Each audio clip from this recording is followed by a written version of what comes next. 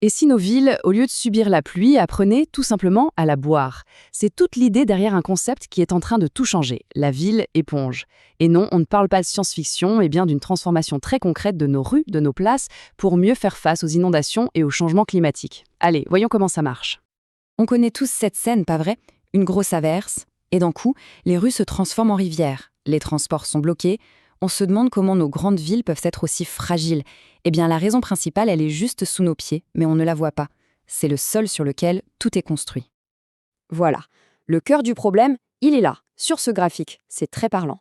Dans un sol naturel, la grande majorité de l'eau de pluie, 90%, s'infiltre tranquillement dans la terre.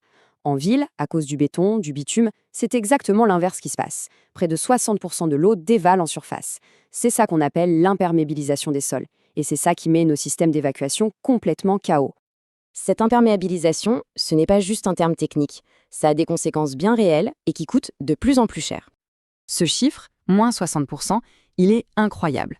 Il vient d'une étude dans les Alpes-Maritimes qui a montré un truc tout simple. Si on rendait à un sol de ville son état naturel, la surface inondée lors d'une crue classique diminuerait de 60%. C'est bien la preuve que notre façon de construire a un impact direct, massif, sur le risque d'inondation. En fait, le problème, c'est que nos villes ont été pensées comme de gigantesques entonnoirs. L'idée, c'était de récupérer toute l'eau le plus vite possible et de s'en débarrasser. Sauf qu'en concentrant d'énormes volumes d'eau en un temps record, eh bien, on ne fait que déplacer le problème et l'aggraver plus loin, ce qui sature tout et provoque ces fameuses crues éclairs. Face à cette impasse, on assiste à une vraie révolution dans la manière de penser. L'idée, ce n'est plus de se battre contre l'eau, mais plutôt de l'accueillir et de la gérer intelligemment, pile là où elle tombe. Ce visuel résume parfaitement ce changement de mentalité. D'un côté, on a l'ancienne logique du tout tuyau, où la pluie est vue comme un déchet. De l'autre, la nouvelle approche, on gère l'eau à la source. On fait en sorte que chaque goutte puisse s'infiltrer, être stockée, voire même réutilisée au plus près de l'endroit où elle est tombée. Et cette nouvelle façon de faire, elle s'appuie sur ce qu'on appelle les solutions fondées sur la nature. L'idée est assez simple, au fond.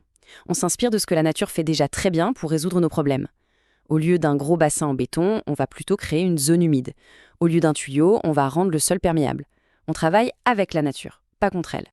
D'accord, mais concrètement, comment on fait pour transformer une rue en éponge? Eh bien, il existe aujourd'hui tout un tas de solutions techniques, souvent à base de béton d'ailleurs, mais un béton innovant. Et ce qui est génial, c'est que ces solutions, elles sont faites pour s'intégrer parfaitement dans la ville. Elles sont discrètes, super efficaces, et la plupart du temps, elles sont cachées juste là, sous nos pieds. Premier outil dans notre boîte, les pavés drainants. Imaginez des pavés qui agissent comme un filtre à café. L'eau ne stagne pas, elle passe directement à travers pour être stockée en dessous. C'est parfait pour rendre un parking ou un trottoir perméable. Autre exemple très malin, les dalles à gazon. D'un côté, elles sont assez solides pour qu'on puisse rouler dessus, et de l'autre, leurs trous permettent à l'herbe de pousser et à l'eau de s'infiltrer. On a à la fois la solidité et l'écologie. Une troisième voie, c'est d'utiliser des pavés tout à fait classiques, mais en laissant plus d'espace entre eux.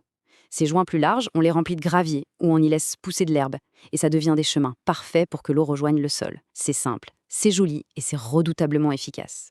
Et derrière beaucoup de ces techniques, il y a ce principe fondamental de la structure réservoir.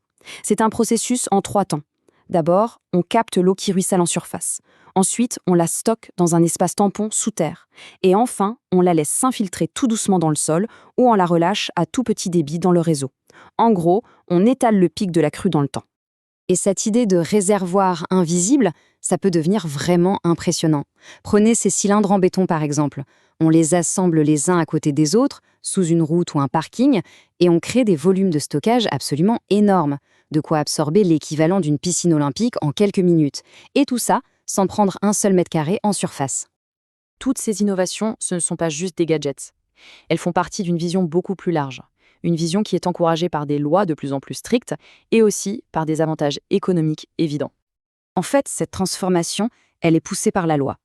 Ça fait maintenant presque 30 ans, que ce soit en France ou au niveau européen, que la réglementation incite très fortement les collectivités à limiter le bétonnage et à gérer l'eau de pluie autrement. La ville éponge, ce n'est plus juste une bonne idée, c'est en train de devenir une obligation. Et ce qui est vraiment intéressant, c'est que cette transition, eh bien, c'est aussi une bonne affaire. L'agglomération du Doisy, par exemple, qui est l'une des pionnières en France, estime qu'elle économise environ 1 million d'euros chaque année grâce à ces techniques. Moins de gros tuyaux à installer et à entretenir, c'est un gain direct pour les finances publiques.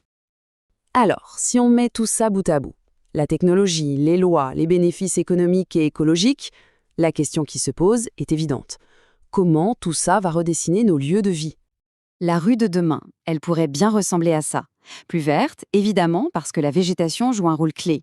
Plus fraîche aussi, parce que l'eau qui s'évapore aide à lutter contre la chaleur. Et surtout, une rue plus sûre, plus résiliente, parce qu'elle est pensée pour vivre en harmonie avec le cycle de l'eau. C'est ça toute la promesse de la ville éponge.